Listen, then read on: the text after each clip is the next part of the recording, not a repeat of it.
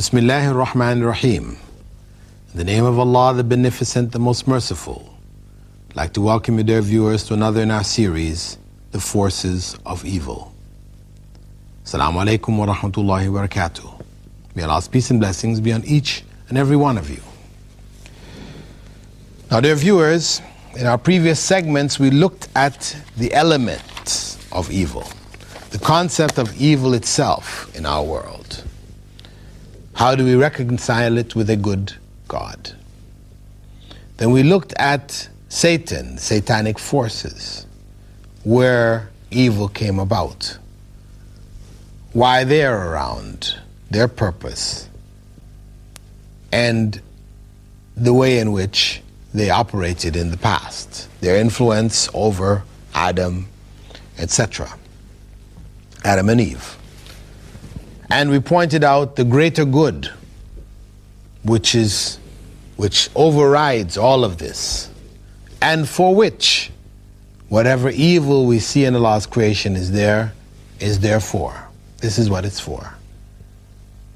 They're not evil in and of themselves, or they're not, the evil which comes from them is not what they were created for, but for the good which would ultimately come by their influence on human beings. We said in the very beginning that we only know good when we know evil. It's necessary for us to know the evil to understand and to comprehend the good. In this segment now we begin to look at the battlefield, this world of ours, in which the satanic forces are waging a spiritual war against belief, against the believers. How is that war taking place?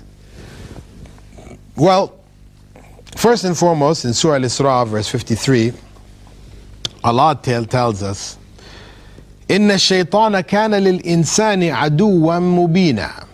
Indeed, Satan is, for humans, a clear enemy. This is the bottom line.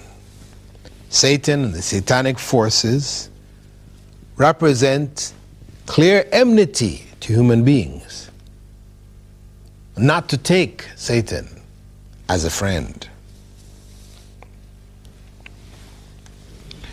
And we understand in the first place that the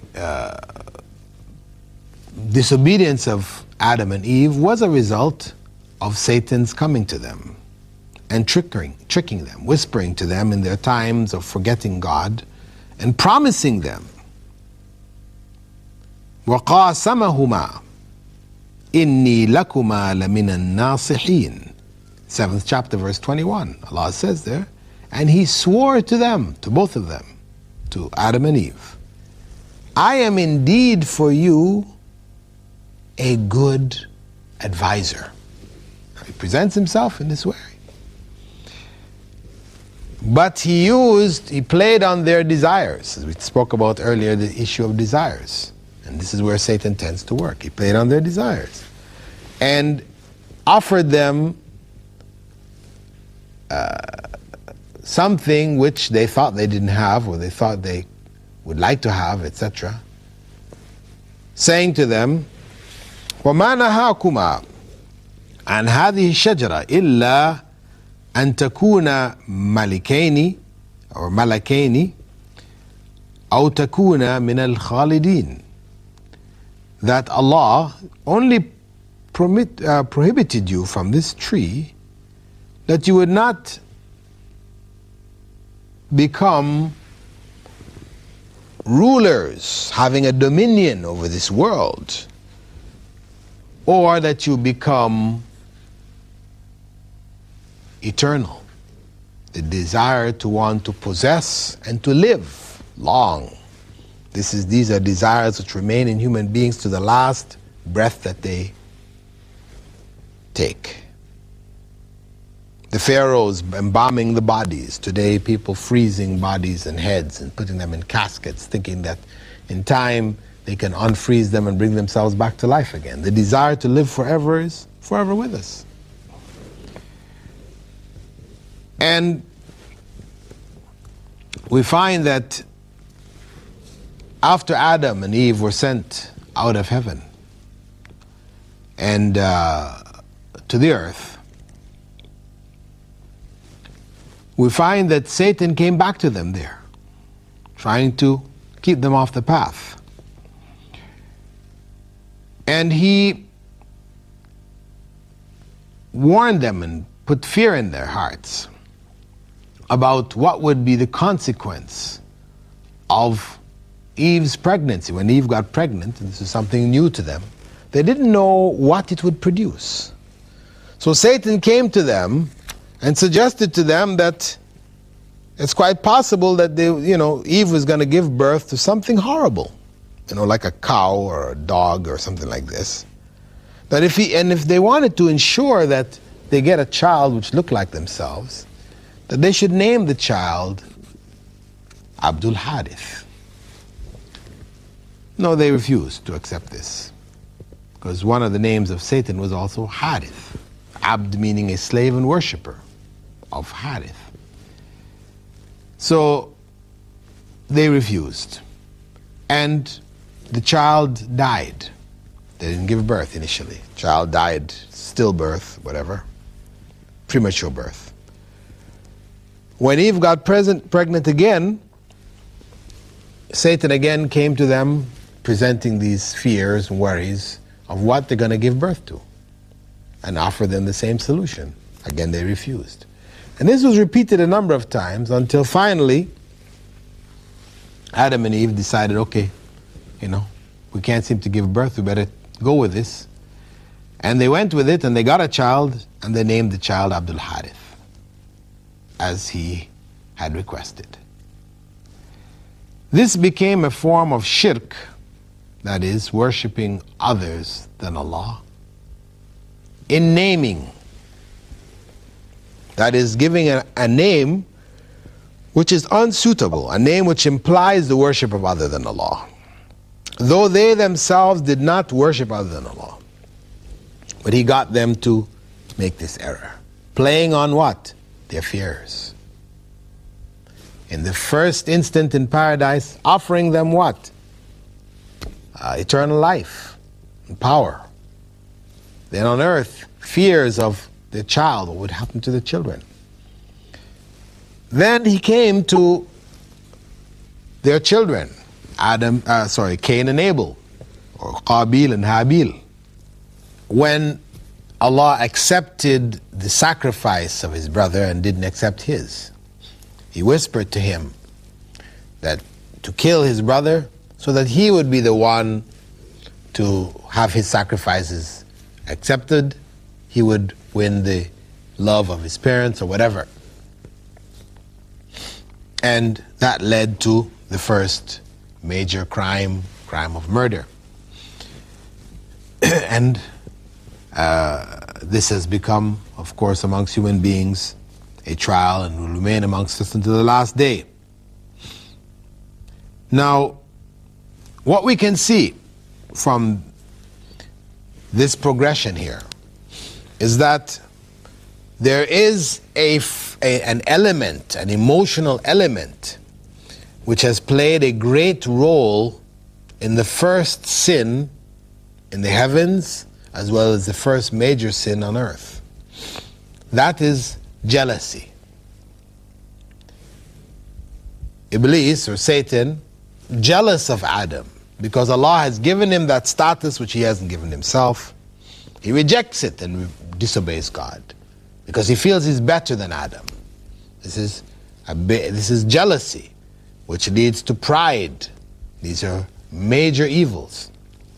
Similarly, on earth, in the case of Cain and Abel, Qabil and Habil, we find again jealousy. Qabil jealous, Cain jealous of his brother Abel, because Allah has accepted his sacrifice. This leads him, with the prompting of Satan, to commit this major error. And because of it, Prophet ﷺ had said, for every soul killed unjustly, the first son of Adam carries a portion of sin for the blood spilled, because he was the first to murder. Now, though we said that people don't carry the sins of others, if we begin an evil way, then all those who follow us, we carry a portion of their sin. Not that we relieve them of it. They carry their sin, but we also carry a portion because we are the ones who guided them to it. Just as if we do good, we start a good way, those people who follow that good way, we also gain a portion of the reward from it. So it works on both sides. Now on earth, as we said,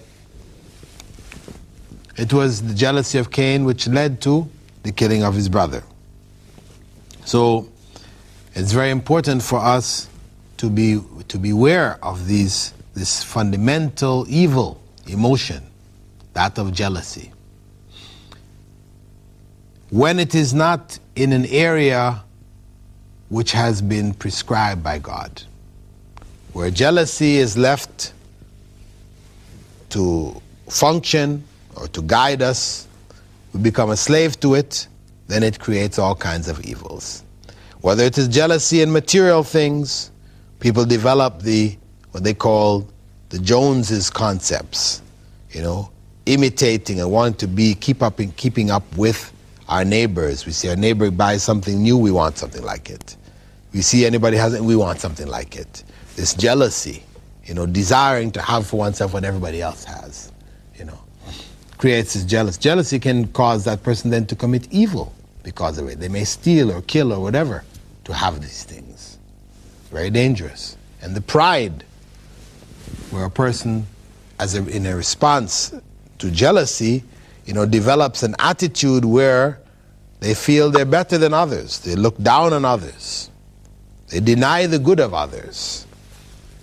These are very evil emotions that we have to be beware of. We have to learn from that initial struggle which took place in the heavens and on earth between our foreparents, Adam and Eve, and the evil one, Satan.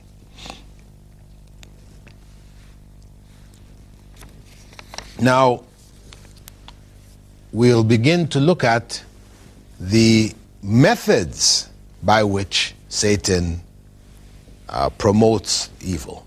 We can see something of it in these early encounters, whether it was in the heavens or whether it was on earth. In these early encounters between Adam and Eve and Satan, his children, their children, and Satan. Elements of jealousy, pride, elements of doubts and fears. These form the general elements which Satan plays on throughout our lives. Now, we can identify the first major area as that of the creating of doubts. Tashkik. Satanic forces work amongst us in misguiding, in causing people to disobey God, etc., by working on or playing on the doubts that human beings may have. Prophet Muhammad ﷺ had said that Satan will come to one of us and say, "Who created the heavens?" And we'll say, "Allah." And he will go on to say, "And who created the earth?" And we will agree and say, "Allah."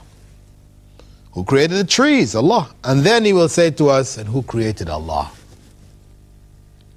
This is the attempt to put that doubt in our minds. That when we have this, we seek refuge in Allah from Satan and carry on, stop that thought, carry on in our lives wherever we are headed. And we can see that when we look at the world today,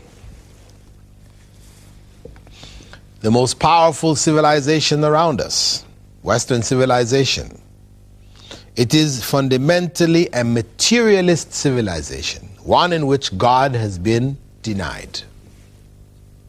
God's existence has been denied.